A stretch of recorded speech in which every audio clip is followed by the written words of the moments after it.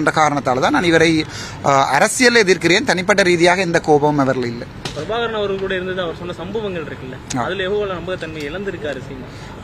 அதுதான் நான் முதலே சொல்லிக்கிறேன் உங்களுக்கு. அந்த மனநோய்களில் பல விதங்கள் இருக்கிறது. டிலூஷன், ஹலுசினேஷன் என்றெல்லாம் சொல்லுவார்கள். மருத்துவம் தெரிந்தவர்களுக்கு தெரியும். ஹலுசினேஷன்ன்றது ஒன்று, இப்போ உதாரணத்துக்கு ஒரு ஃபோனை பார்த்தால் யானை மாதிரி தெரியும். மேபி அப்படி மாறி வேறு யாரோடையும் இருந்து அவருக்கு ஹலுசினேஷன் இருக்கிறபடியால் அப்படி அவர் சந்தித்தாரோ இல்லையோ, எங்களுக்கு ஒரு நம்பிக்கை இல்லை.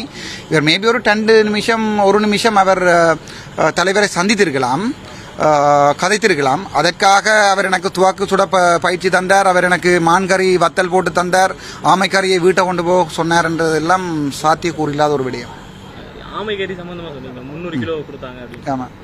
ஒரு ஆமையோட வெயிட் எவ்வளவு? சாதாரணமாக ஒரு ஆமையை நாங்கள் எலும்பு எல்லாத்தையும் கலட்டி அதனுடைய ரச்சியை எடுத்தால் குறைஞ்சது ஒரு 300 கிராம் தான் வரும். ஸோ இவருக்கு 40-50 கிலோ வத்தல் போட்டு கொடுப்பதாக இருந்தால் கிட்டத்தட்ட 4000 ஆமையை. இப்போ எங்களுடைய விடுதலை போராளிகள் போராட்டத்தை நிப்பாட்டி போட்டு சீமானுக்காக ஆமை பிடித்திருக்கணும் ஒரு 6 மாதம். அப்படி பிடித்திருந்தா தான் அந்த அவ்வளவு வத்தலும் வந்திருக்கும். அது பிறகு சீமானுக்கே நான் 50 கிலோ வத்தல் கொடுப்பதாக இருந்திருந்தால் வந்தவர்களுக்கெல்லாம் ஆளாளுக்கு 55-60 கிலோ கொடுத்துருக்கணும். ஆகவே நான் நினைக்கிறேன் யாழ்ப்பாணத்தை சுற்றி ஆமையே இருக்கக்கூடாது. இப்போ ஆமை யாழ்ப்பாணத்தில் ஆமை இல்லாதான் இவர் சொன்னது உண்மையாக இருக்கணும். மேபி இவருக்கு ஒரு சொட்டு சொல்லுவார்கள், இந்த சாப்பிட்ட கோப்பையில் நக்குவதண்டு, அப்படி ஒரு சொட்டு ஆமை இறைச்சியை கொடுத்துருக்கலாம். அதுக்காக